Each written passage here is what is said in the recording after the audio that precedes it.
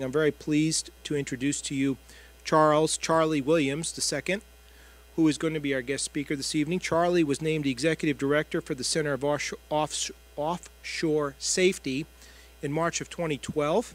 Previously, he retired from Shell, where he just revealed to me a few minutes ago he worked for 40 years and 2 weeks? 30 days. But who's counting, right? And his retirement from Shell lasted a grand total of 1 evening. He retired, went home, went to bed, got up, and then went back to work for the Center for Offshore Safety, where he currently works. His experience, he had many senior management positions, including Vice President of Global Research and Development. He's a mechanical engineering graduate of the University of Tennessee, which is okay. That's the other school with the burnt orange colors, the other UT. So we invited him here anyway. He also is a professional mechanical engineer. He received the 2012 Offshore Technology Conference Special Citation and the Society of Petroleum Engineers Regional Safety Award for his work in establishing the Center for Offshore Safety. And he'll be speaking under the umbrella of Offshore Safety this evening. Excuse me. I'll let him fill in the blanks on the rest of his background because it's an enormous amount of material accomplishments and awards. One thing I do want to point out to you, though, is he was instrumental in subsea well and containment. That's one of his areas of specialization. And thanks to his work, he led to the establishment of the Marine Well Containment Company. Those of you who remember the Deepwater Horizon accident in the not-too-distant past probably can ask Charlie a lot of questions, and I'm sure he'll be delighted to share his experiences in that situation as well as several others. So please join me in welcoming Charlie Williams.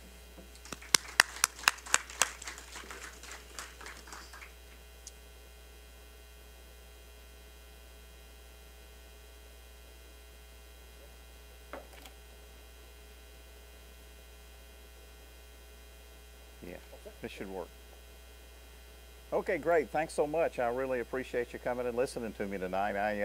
Like I say, I worked for Shell for a long time, and I work for Center for Offshore Safety now. I'm going to talk hopefully a lot about what we do, not so much about how we got to be. But anyway, we're an industry association, and we're a post-Macondo Horizon Industry Association because the Presidential Commission recommended a for the industry, by the industry organization totally focused on safety, and that's in fact us.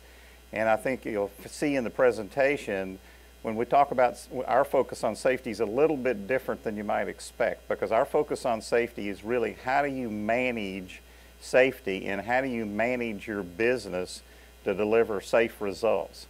So we don't focus, even though it's important and it's part of everybody's program, about hard hats and gloves and handrails and slip strips and falls. We focus on how do you manage for safety, and I hope in my presentation you'll see why that we're focused on that. So obviously the offshore business, especially the deepwater business right now, is very complex.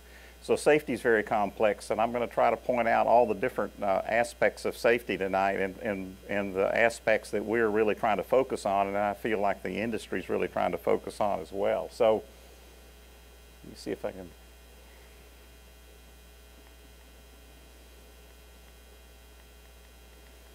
Well, I wonder if there's an on.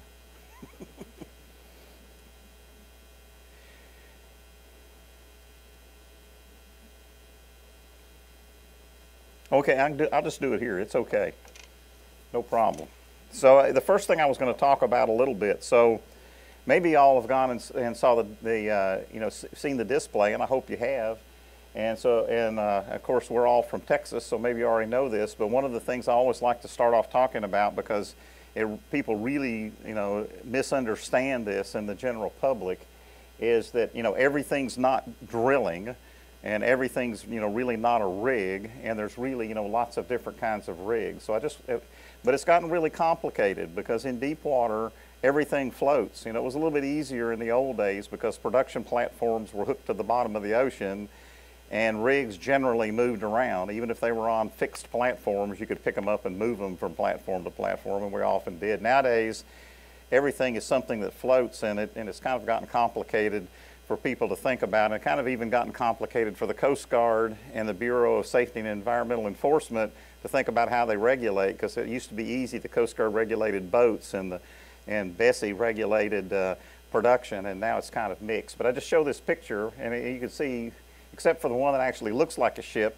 So the one that looks like a ship is a drill ship, so it's a drilling rig and it moves around. This one is also a drilling rig, and so you can see the derrick, but it also, the semi-submersible, which is the one on the left here, moves around as well and floats and is either anchored or dynamically positioned. But the one on the bottom right is auger, a tension leg platform, so that's a production platform and what it looks like now. And so you look, and it has a rig on it as well. That's where the derrick's from, but it also produces. So it looks remarkably like the drilling rigs. But just, you know, for information purposes, you know, not everything's a production platform or a drilling rig. Those are the kinds of things we have. So like I say, we're all, you know, here in Texas in the center of the universe on oil production, but most of the world, when they think about the oil business, you know, this is what they think about the oil business. You know, and I love all these movies. I've seen Hellfighters, and I particularly like Armageddon, where drillers save the world. It's one of my favorites.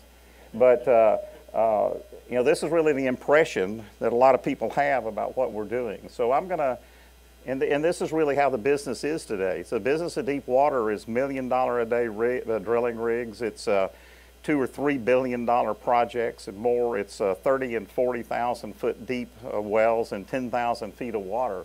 It's, you know, it's a real science business, and you know, a lot of people use the expression it's not rocket science. It's actually more complicated than that. I honestly think we're in a business that is more complicated than that. And so I wanted to talk about this. So this is what I wanted to focus on first. This is the march into deep water, and this, you know, happens. As you know, I worked for Shell for 40 years, so this happens to be Shell's march into deep water. We were the first ones into deep water in the U.S., so I like to use this one. But for the purpose of it is to start over here in 1978. So 1978, Cognac was in roughly 1,000 feet of water. The next one is Bullwinkle, 1988. It's about 1,300 feet of water. Cognac was set in 3 sections. Actually, Bullwinkle on the right was a single, you know, section of steel. So these things were the 2 last, you know, bottom founded. They were hooked to the bottom of the ocean structures in deep water. And in fact, Bullwinkle's in the display over there. I don't think it has a label on it, but the Bullwinkle structure's there. But this is 1978 and 1988. And then we moved into the era of the floating things, or the things that were on the bottom of the ocean. But you can see these are all various kinds of floating production facilities, not drilling rigs, floating production facilities. So we had tension leg platforms in 93, 96, 97. We have some ship shape floating production, FPSOs, floating production, and sometimes storage systems. And then you know, it's hard to see down here. I'll see if the laser will work. But well, I put this mic on because I like to walk around anyway and to point to things. It's hard to see this one. This is Mensa subsea, so this is on the bottom of the ocean without a structure at all.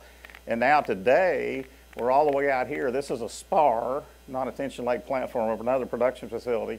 You know, it's in essentially, it's in about 8,000 feet of water, but the production around it's in 10,000 feet of water. So the point of the view graph to me is, so you can see this, and of course it started way over here on the left that I didn't show. It started in 50 feet of water, and it went to 100 feet of water. There was a lot of activity around 200 feet of water, then a lot of activity around 500 feet of water before we got into 1,000 feet of water. So the point of the story is, this happened over a long period of deliberate technology and engineering facing up to the challenges that we had as we moved forward here. And so this was all about technical safety. This was about how do you design and build things, and do you design and build things safely. And if you look back at these structures, many of which are still there, certainly these are still there today, but a bunch of these to the left are still there today. These structures have been remarkably successful, have not failed, and you know, the technical design was reliable and safe. And a lot of people, you know, post to the Horizon event, rightfully so, said, well, wow, maybe this deep water stuff is just, you know, too risky. And maybe we ought to slow down. Maybe we shouldn't be doing it. And my question then to people is, okay, so where did it get too risky? Was it too risky from 1,000 to 1,300? Was it too risky from 1,300 to 3,000? Was it too risky from 3 to 5? The Gulf of Mexico only goes to 13,000, and we're already in 10,000 feet of water. So this was not, waking up one day and saying, let's go to 10,000 feet of water. This was over, right here from 1978 to now, deliberately designing, engineering, and doing the science to technically get these things right. So that's what I really like to point out to people. This has been a journey of science and a journey of engineering to get us to where we are today. And the technical part of what we're doing, you can look at the record, is extremely reliable. Thank you. I think I'm going to need that. Well, they told me not to talk too loud. Am I talking too loud? Okay. I just wanted to show you another couple of fun pictures. So this is Bullwinkle. That was the one in 1,300 feet of water. This was the last fixed bottom structure. This is Corpus Christi. This is the what they used to call the Hershey Hotel. I don't know what they call that hotel now. It's still there, but it's not the Hershey anymore. But you can get an idea of scale, and you can get an idea of why actually we stopped doing bottom-founded structures, because you can imagine this is 1,300 feet of water, what 1 in 10,000 feet of water would have looked like. But they're towing it out. But it gives you a little bit of idea of the scale of what we're doing. Here's another version. So this is Mars. This is a tension leg platform. And so it floats, the top part of it floats, and these steel tendons, which are big pipes hooked to the bottom of the ocean, you pull down against those pipes, against the buoyancy, and it pulls those in tension, and that holds it in place. That's why they call it a tension leg platform. So this is not in really deep water these days. You can see this is 3,000 feet. We thought it was really deep when we did it. But you can see here's the Eiffel Tower, and here's the Sears Tower, and here's the scale, of what Mars is like. And another thing to give you a concept of size, this is Auger over the city of New Orleans. So this is, if you put Auger over the city of New Orleans, what it looks like. So the production is occurring up there on this little part that's red. That's the part that's actually floating. And then it happens to be on Auger has mooring lines like a drilling rig. Not all of them do. But here's the scale of the mooring lines that come off Auger. You can see how far they go out, in the city of New Orleans. So that's the scale of the engineering and the scale, of what we're doing now. This one is now the deepest one. So this is Perdido, which is shaped, it's a big can that floats. So this yellow part here is the part where the production facility is and the drilling rig. And you can see it's that part right at the top of this drawing. That's where the surface of the ocean would be up there where it says 7817. The rest of this goes to the bottom. This is over Houston. It has mooring lines too. And then these are the risers that bring the production back to Perdido. So that's the scale of what something in 8,000 feet of water, looks like that we're doing. And this is what's tied into Perdido. So Perdido doesn't actually have any wells underneath it, like typically you see. Even a lot of the tension leg platforms have wells directly underneath it. The wells there are all subsea and they're tied back into it. So here's what it is, a diagram of what it looks like and another little picture of what it looks like. So all these things are little wells that are drilled and then tied back through these production facilities, back to and produced back to this spar. So that's the kind of production that's at Perdido. And the reason you go to spars instead of tension leg platforms is just because the ocean conditions and the currents change so much from 3,000 to 10,000. So another thing I wanted to show about complexity that really went the same way as the structures themselves is the wells. So here's a deep water well now, and this one, the casing happens to stop at this one at 10,000 feet, but this is really shallow. I mean, the wells in deep water right now are 30,000 foot measured depth. Some of them 40,000 foot measured depth wells. And we started out in 1960 in East Bay, with 8,000 foot wells. So it's another story of we started out, at 8,000. Now we're at 30,000 over a period from the 60s to now. So this was really a deliberate engineering thing again to go from those kinds of wells to these kinds of wells. And this is if you sawed the well in half looking down the well.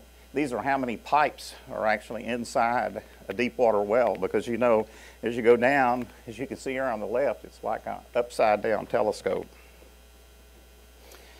One last thing I wanted to show you just for scale was blowout preventers. So, you know, blowout preventers are famous now. As you know, almost everybody on the news now says blowout preventer.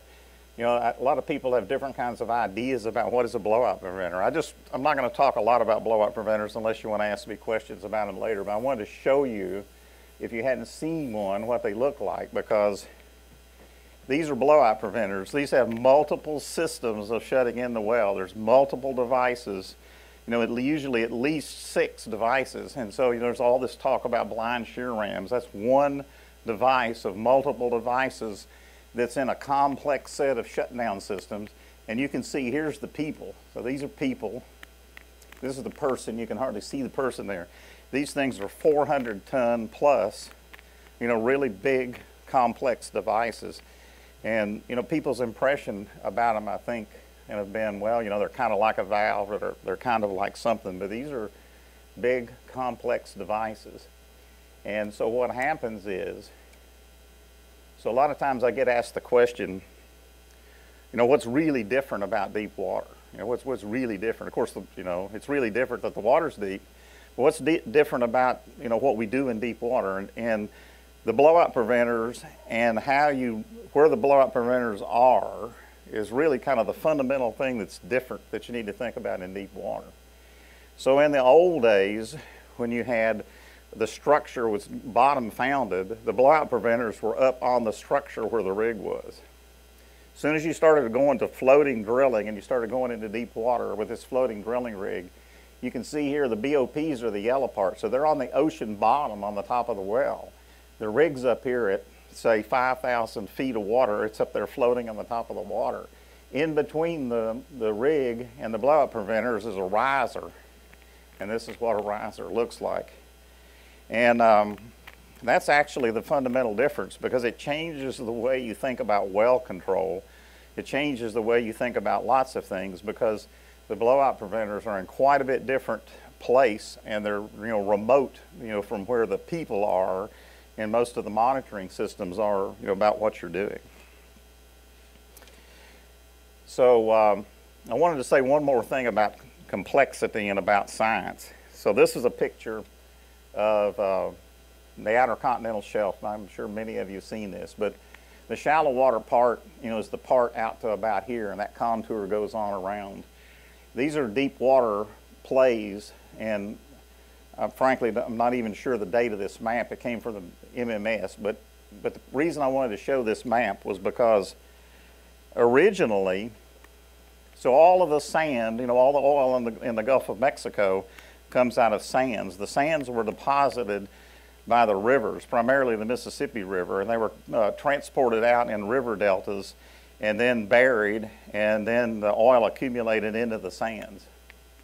So up here, this thing that's sticking way out in the ocean up here in gray is the delta of the Mississippi River now. Before it was levied up by the Corps of Engineers, that delta would move up and down the Louisiana coast and deposit sands all over the place, but it doesn't do that anymore, and that's why it's way out here in the middle of the ocean now, is because it's levied up. But anyway, in deep water, people originally thought there was no sand out there at all, out here where deep water is.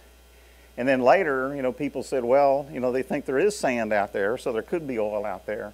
But if there is, these are really different kinds of reservoirs than what you typically see. And so I didn't have a picture of it, but you know, the under the earth looks like a layer cake, and the layers are shales, which are you can't transport anything through, gas or oil. And then in between there are layers of sand, and sand is where the gas and the oil accumulate.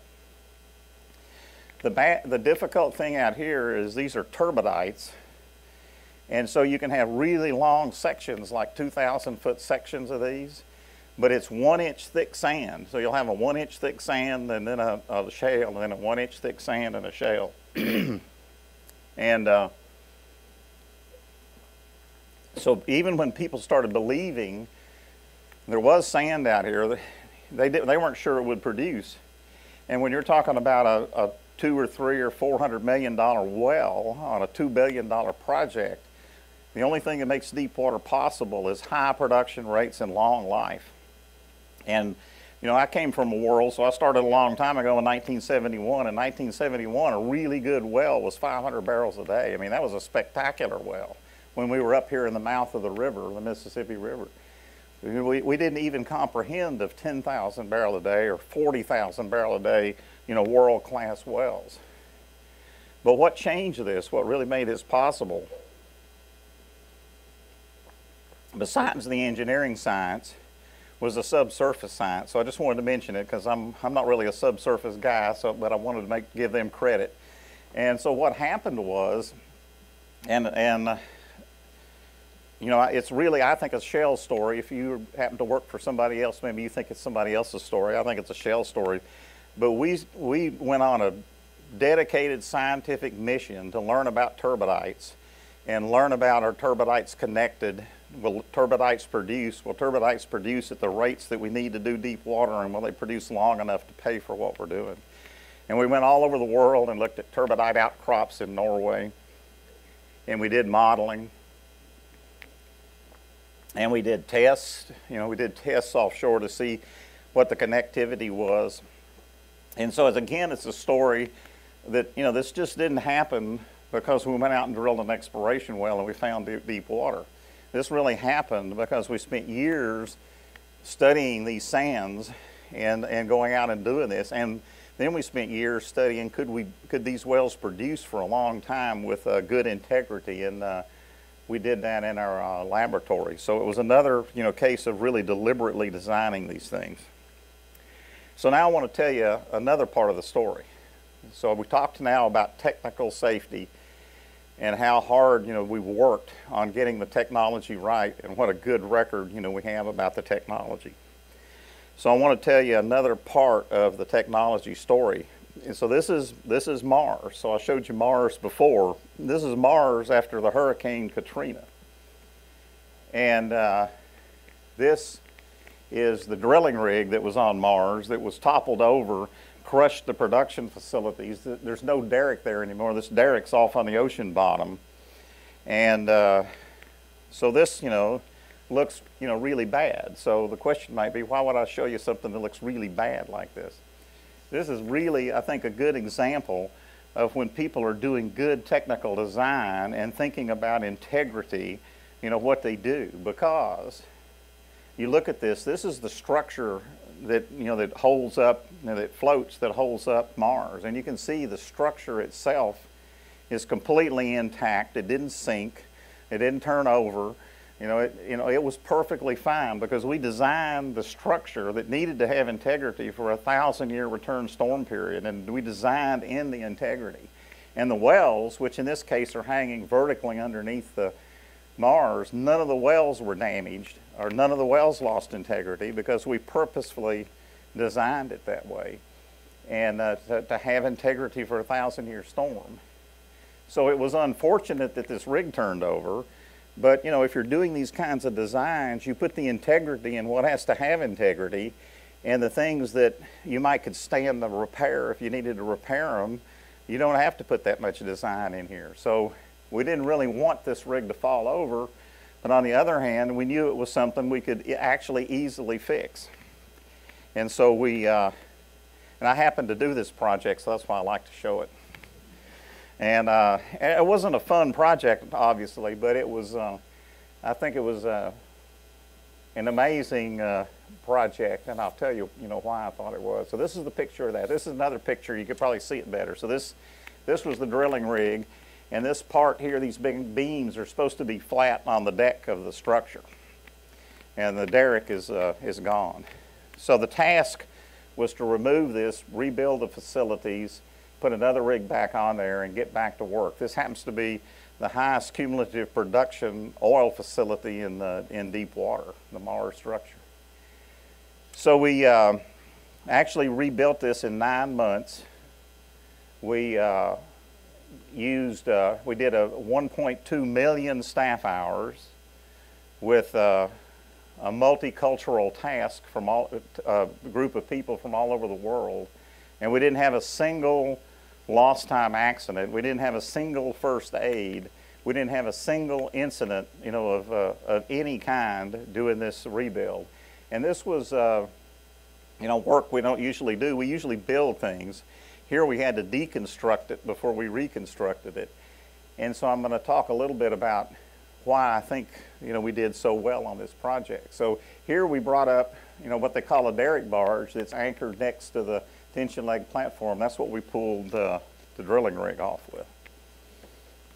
And so this shows you the scale. So this is the tension leg platform, and if you go look at the models out there, you can see these things are pretty darn big. This is the scale of the derrick barge we brought up there to pick up this rig. The rig's this little light blue thing. That little light blue thing is 1,200 tons. And so we had to pick up this 1,200 ton rig, and that's why we had this big derrick barge. And here we are picking it up, and here's another view. So we moored this derrick barge beside Mars, and then the thing we moored on the other side was a floating hotel. So this is a floating hotel where we put 500 more people to work. And so we had that on one side and the derrick barge on the other side to do this project. And so why did this project, you know, go so well? Which I think it went really well. I had a really good safety record. And I think it went really well because we had supervisors for all the crews. Every day the supervisors planned the work with their crew, and the supervisors executed the work with their crew. And then we'd have a group meeting every day and talk about, you know, what did we do that day and how we could do better. And then we, every morning we had a similar group meeting. We talked about how we could do better. And so we did really meticulous planning. We really had experienced people watching the work. We had really experienced people working with the people doing the work. And the other thing we had that I think is important is building your technical capability. So the people that did this march into deep water, that designed all these things, were available to us, had been trained, you know, worked for Shell, and were then able to go out and respond to this. And so building this technical capability, this technical experience, and keeping it, and even if we use lots of contractors, but we had this technical capability to work with the contractors, I think is another key part to, you know, to how you deliver, you know, a safe operation. So I'm going to stop now and switch. So we talked now about designing things and designing in the technology. We even talked about how the technology then drives the capability to fix things, and we talked about how we can put integrity into the things that need integrity, and it can live through a 1,000-year event. So now let's talk about hurting people. So, you know, usually when people think about safety, they think about, well, let's build it bigger and stronger. The next thing they think about is people getting hurt. And so this is really important. But if you look at this, this is trend data from annual reports. This is trend data from IEDC.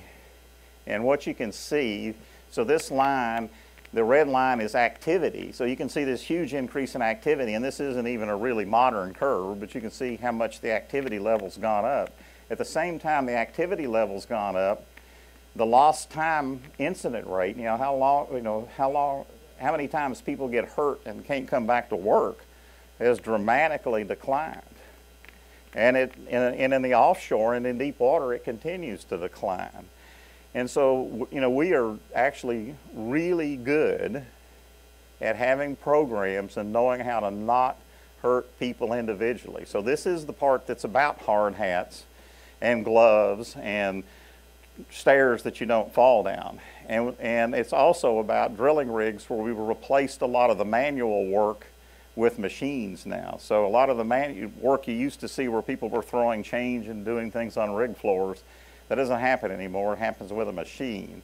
It's not automation, but we replaced this manual work with machines. And so we've got a good record on this. You know, we know how to do it, and I think, you know, the performance shows that we're pretty darn, you know, good at it. And in fact, you know, a lot of these levels have gotten so small, it's really even hard to keep track of lost time injuries of individuals. So that's a great thing. So now let's start talking about what I really wanted to talk about, which is what I think the work is. So I don't think the work's about the technology. I don't think the work's about individual people programs. But see, here's the evolution that you see, I think you see in this industry, and you see in most industries. And this is the same evolution that happened with Bhopal, that's happened with lots of other major incidents in the world. So you start down here and say, well, I'm going to have a rule-based system. I'll just make rules, and I'll make sure that people follow the rules. And so we started out with these, what should I do? So we wrote good standards, and then later on we said, what do I have to do, which is compliance with the rules. And then we kind of moved on to saying, how can I improve? And now, where we are is over here on how can I be better and manage risk. And this is the evolution to performance-based safety, to safety and environmental management systems, to process safety, or whatever word that you want to use to describe this. And so what is the difference? I don't really like process safety, and a lot of people use that. But after Bhopal, and people looked at this at Bhopal, they said, what was the real problem for this major incident? Well, I hope most of you know Bhopal or remember Bhopal, but it was a big chemical plant, and they had a big failure in India, and it regrettably killed a lot of innocent people around the plant. But the problem was around managing the process. And so that's where we've got process safety. In this case, the process was, what do you do in the chemical plant? How do you keep the chemicals inside the pipe all the time? And so that was kind of the genesis of process safety. And so, that's a good thing. I like that. But we've really sort of moved on from that to saying, well, process safety, and the reason we call it safety and environmental management systems now is it's not just about keeping the hydrocarbons inside the pipe, which is a good thing. It's about how do you manage a 1,200-ton lift? How do you manage launching a 1,300-foot fixed structure?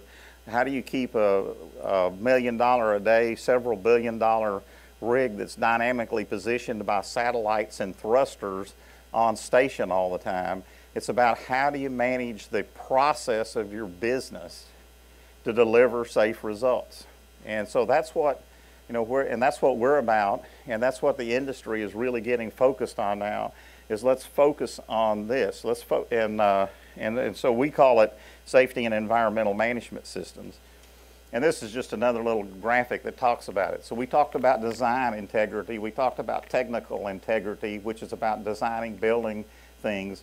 This is where we are now. It's really, how do you operate? How do you run your business? How do you make decisions every day? How do you run things that deliver, safe results? Because if you look at these major incidents, people tell me all the time, they say, well, these are all different and they're random events and they don't have anything in common, but they actually do have something in common. If you look at 3 Mile Island or Chernobyl or Valdez or the ferry in Korea or the cruise ship in Italy,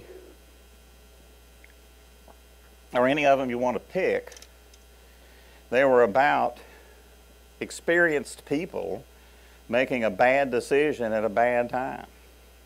That's what they're about. They're about how you are managing change and running your business.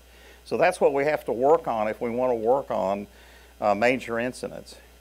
So that's when you have a safety and environmental management system. This is the one that's required by law now in the U.S. So it wasn't a requirement in the upstream oil and gas business to have a safety and environmental management system. It is now, and it's a performance-based system, so the companies say how they want to run the system, and then they get audited to see if they're actually running these systems the way they said they were. So the performance that the government expects is these audits, and that the audits show that you were actually doing the business the way you said you were doing it. And what is the business? So the business is this. This happens to be the 13 elements that are required by law. And you can see they're all about what you would do well when you were running a business well. You'd do hazard analysis, you'd manage change, and always projects change and circumstances change. You have to make decisions all the time. You want to make good decisions. You want to have good operating procedures. You want to have good training. You want to have good incident investigations. You want to manage your contractors well. So that, these are all the elements of how if you run all these elements well, they should be running to deliver, good, safe results.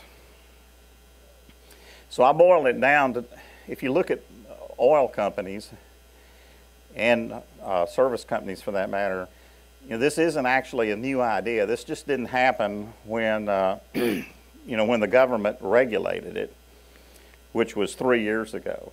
I mean, people had been doing, lots of companies have been doing this, since Bowtie and since, this document, the API Recommended Practice 75, which has these 13 elements, was written in 1993. So people have been doing this for a while, but some people hadn't been doing it for a while, hadn't had these kinds of systems. So now everybody has to have this system. And even the people that had these systems and have been doing it for a long time, the really good companies that had good systems, have been reinvigorated to think about these systems and to think about how they can make these systems even better. So to simplify it, I broke it down into these elements. So the elements are, you've got to have good standards, internal or industry standards.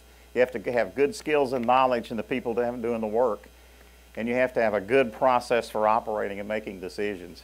If you do that right day after day, thousands of decisions, thousands of times, then you end up over here on the far right, which is, it's called safety values, which is really safety culture. So the work here, I think, we're pretty good on this. We actually improved these, and we can always improve these, but the work, is here and here. The continuing process improvement are in those two places. And so that's what the industry's working on. That's what Center of Offshore Safety is working on with the industries, making that better. I'm going to skip over this one a little bit, but since I put it up, it's just, there's a lot of discussion about the big crew change. So one of the things, so we have this skills and knowledge problem, and the skills and knowledge problem is made worse by the fact that, lots of people in the industry are retiring, and during the downturns in the industry, there was a lot of people not hired. And so how do you fill this gap? So you have this skills and knowledge you want to work on, but you've got a lot of skills and knowledge leaving, and you have a gap, where maybe you weren't consistently hiring when the business was bad. So let me talk about skills and knowledge for a minute. So the industry spent hundreds of millions of dollars on training people. And that was good. You got to train people. You got to give them basic skills. But training was, let's go in the classroom. We'll take a class. We'll look at the PowerPoint slides, and then we'll take a test, and we're trained. And that's good. That's good. You got to start foundationally with doing that, and of course, new people have to do that. But this skills and knowledge we're talking about now is not just that. What it is after you've trained people, do they go out and actually execute their work the way you trained them? Are they actually out following the training and executing the work? And I'm not saying they're doing this because they're ill-willed people that are, but are they, for whatever reason, are they executing correctly on the work? And so that's what this skills and knowledge is really talking about. And so the reason I'm showing this picture is people now are starting to put in systems, and they're doing one of two things, or both. One thing is doing things like competency coaches, where they send out experienced people that go out and watch their people work, watch the contractors work, and say, gee, you're not quite working the way that we trained you, so we need to do a little remedial work, and then we're going to watch you, and when we can see that you can do this correctly 20 times, then we're going to deem that you're actually competent. And so they're doing these competency or versions of competency coaching, or they're doing this. And this is a simulator. This happens to be a drilling rig floor simulator. They're doing various kinds of simulation. And it could be this is probably a $20 million simulator. Or they're putting people in a room with a one-way mirror, and they're like the offshore installation managers, and they'll call in a problem and say, okay, you got this problem now. What are you going to do? And the people that are the coaches behind the mirror watch them and see what they do, and they can make phone calls in there and all that, and they're doing this watching how they make decisions in these difficult situations, just like we do with pilots. And so, we've got to start training people on real scenarios. And y'all mind if I walk around? I kind of like to walk around, So, but we got to train people on these real scenarios and give them real experiences about all the kinds of problems they might have to face, so they can practice making good decisions and practice thinking about how they make these decisions. And then if they ever have to make those decisions, they've had an experience doing it, and they know how to do it. So that's the two things that are really different about what we're doing now that we didn't do in the past. We've done lots of training, but we're going to this competency coaching and simulation kind of work. So the next thing I wanted to talk about was this management of change. And that's a really, it's not unusual, it's not unique to the oil business. And, everybody has it, and certainly all big industries have it. But, you have to, you're always going to have situations, no matter how much you planned your projects, where you have to make decisions because things changed. And these are really complex operations where you can have all kinds of complex things happen, and people have to make decisions about those, and they have to make them pretty timely, especially things like well control are time sensitive. And so you have to decide what to do pretty quickly, because if you don't, you can have things go badly, really fast. So, simulation is one way to do it. So you give these people, we're doing a lot of advanced well control simulation where people can practice more difficult deepwater problems than they used to could do. But this was another example of management of change. What this is a real-time operating center, most people call them. So now, with the technology we have now, we can send the data from the drilling rigs offshore to onshore, and the people onshore can see the same data at the same time as the people offshore. And that's what this is. So these people are sitting here, looking at the data from the drilling rig. And of course, this is really good. But what's really good about this is that here's the onshore team, there's an offshore team. Every morning, because of the data, they sit down and say, well, so what are we going to do today? What might we see in the data today? If we see that in the data today, what are we going to do? And it changes the way the team works together. It changes the way the decisions occur. The decisions aren't just by a person. They're by this whole group of people, and two groups of people in two different places that sit down every day and make these decisions together and think about these decisions in advance together. So it's really a different way of managing change than just having a boss somewhere at some remote location that has to decide all this by themselves. So it's really a different way of working and doing things.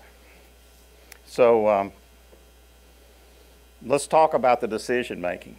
So the Center for Offshore Safety, we've really been trying to do all of our work around this bow tie. So this is called a bow tie. You can see why it might be called a bow tie. Some of you may be familiar with this, but just in general, I think this is a really powerful idea.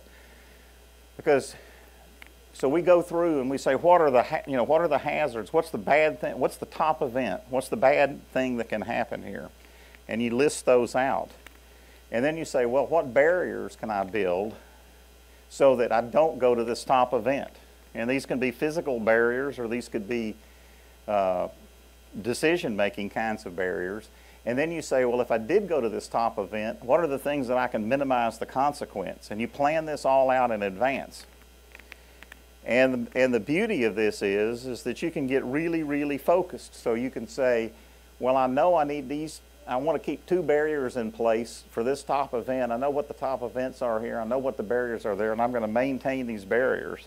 So you can start focusing your work and your decision making around maintaining these barriers that you've identified.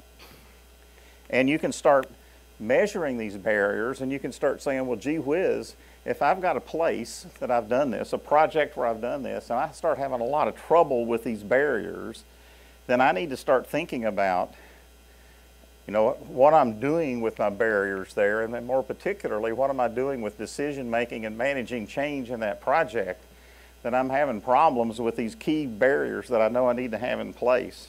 So it's a way to get really focused, and you don't have to worry about probabilities, and you don't have to worry about doing mathematical risk analysis. You just have to say, I don't want this to happen. I'm going to keep these two barriers in place, and as long as I keep them in place, this isn't going to happen. And so it's a good way to get focused. And people say, what do I think I could do today to make things better? I say, go to some project, start stopping people and saying, what are the hazards here? What are the barriers here? And how do you know those barriers are in place? And what's your personal responsibility for maintaining those barriers? So we've been really focused on this idea. The other idea we've really been focused on, one of the things that it wasn't new to the people in the industry, but people, I think, were somewhat startled by it, is that more than 80% of the work offshore right now gets done by contract companies. It doesn't get done by operator staff. It's different than it used to be, where operator staff used to do a lot. There's 5,000 individual contractors working offshore. So when you're a big company and you're an operator and you're a contractor, you've got to work together. You have to manage this bow tie together. And so the other key to doing the business well is managing this relationship, and where this relationship counts is in this little triangle in the middle, and people call this various things, but we call it a bridging document. But it says, I'm going to sit down with all my contractors ahead of time. We're going to talk about and decide how we're going to manage safety here. We're going to decide who's responsible for what. We're going to decide how decisions get made here, and we're going to decide that before we do the project, not when they need to make a decision. So there's a lot of focus and a lot of standards being written now about contractor management and how we're going to work together and manage these contractors. So the last thing I was going to do, so this is what the work is. I hope I described what the companies are doing, what the companies have been doing, and what the companies that have been doing it have gotten refocused on. So we're trying to help them. So we're in the business, Center for Offshore Safety, of helping people make these safety management systems better, to measure them and continuously improve them based on the measurements. So this just happens to be to show you who our members are. So our members are operators and drilling contractors and service companies and other associations. So what do we actually do in the Center for Offshore Safety? So one of the things we've done a lot of work on is auditing safety management systems. So we've done, how do you audit them? How do you have good audits? How do you have well-trained auditors? And we actually accredit audit service providers. And we've applied to be the accreditation group for the government for auditors. And so we have a huge focus on consistent, good audits of management systems. Now, these aren't inspections. These are, how would you audit a management system to know that your management system was effective? So these are different than what we've done historically in the industry. Even the government has been out inspecting things. This is saying, how do you know your management systems are working well? So we're always going to be interested in that. But why were we interested in that? Because the audits give us information. What you find in the audit, then says, well, what do you need to work on to improve your management systems? So we're about finding these gaps and then closing these gaps, and then we're going to close these with good practices that we deliver back to the industry, and then we're going to communicate, like I hope I'm doing tonight, about what we're doing and what we're trying to do. So that's what we really do. And I want to talk a little bit about other what we're working on now. So we've done good on auditing. We're doing more work on auditing. We did one good practice before we saw what the gaps were, so we could practice doing a good practice. And I think it's an interesting thing to think about, because it's leadership site engagement. And it's out there on our website if you want to go see it. I'd recommend it to people that are interested. But what it is, it shows you kind of this change in thinking, because what it does is it says, if you're a leader and you go to a work site, what do you want to talk about when you get there? And what you want to talk about is what I talked about earlier. You want to say, well, what are the barriers here? What's your responsibility for those barriers? How do you manage your contractors here? That's the kind of questions you should be asking. You need to show that you actually care about what they're doing, you actually know what they're doing, and you actually want good performance out of these management systems, you want these barriers maintained, and so you want to change the way that some leaders, communicate with the people when they talk to them. And so this has a whole list of questions that you might want to think about discussing with your employees when you have discussions at a work site. So those are the kinds of good practices that we're planning. So as we see gaps, we're going to deliver those kinds of good practices. I think the other two things that I'll talk about, and I'll end up on because I've already run over a little bit, is safety performance indicators and improving and learning from incidents. And so let me back up a minute, if I can. I'm in my backup slides now. You're not supposed to see those. So let me talk about that real quick. So in the past, what we've measured, which was good, is we said, well, let's measure lost time incidents, let's measure fires, let's measure spills, let's measure explosions. And of course, that's all good, but what is that? That's measuring things that happened. Huh? What you'd like to measure is what's the possibility of something happening in the future. So that's what we're really talking about here. So we're saying, so we're starting to collect data and think about how you collect data and how you analyze data that can help you know if you have systems issues that you need to work on. So an example I'll tell you of that to tell you what we're thinking about. So rather than saying, let's measure, we still want to measure how many, let's say fires, how many fires we had, hopefully none. So, but in addition to doing that, you could say, how much maintenance on your critical equipment did you perform? Did you perform this year 100% maintenance on your critical equipment or 90% maintenance on your critical equipment? And if you aren't doing 100%, you better start thinking about, well, I have some kind of systematic problem, and this systematic problem might grow into an incident because I'm not doing all the critical maintenance that I'm supposed to, and I better start figuring out why I'm not. And so it's those kinds of indicators that they're simple, but they help you think about, well, gee whiz, I have a system issue here that I need to fix. And it's not just looking back at how many fires you had. So we're working on that. And I was going to show you one more thing because it's kind of fun pictures. So we did a lot of things after Macondo, and often I talk about why is the industry better after Macondo. And I mentioned we did a lot of work on industry standards, and we actually enhanced and wrote a lot of new industry standards. This is what I want to show you, this one thing. So this is one other thing we did was create companies that have on the ready camping stacks and all the kind of equipment that was used to respond to Macondo, kind of like the fire truck example. This happens to be Marine Well Containment, which is a company, I think it still has 10 operators that are members that support this. There's another company that does this. But these are the camping stacks that are pre-built, ready to go on the beach. The government requires these things to be deployed and tested, regularly, and they're built and ready to go and ready to respond. And the other part, the camping stack, happens to be this part right here. The rest of this is all the other equipment that was basically deployed at Macondo Horizon, but now it's pre-built and ready to deploy. So all these subsea manifolds and these risers going back to tankers, and even the tankers themselves are all built and ready to go if we ever had to cap and collect, oil in the future. And so that, that's another thing that's been done besides Center for Offshore Safety. So I'm going to stop there since I ran over, and thanks very much for your attention.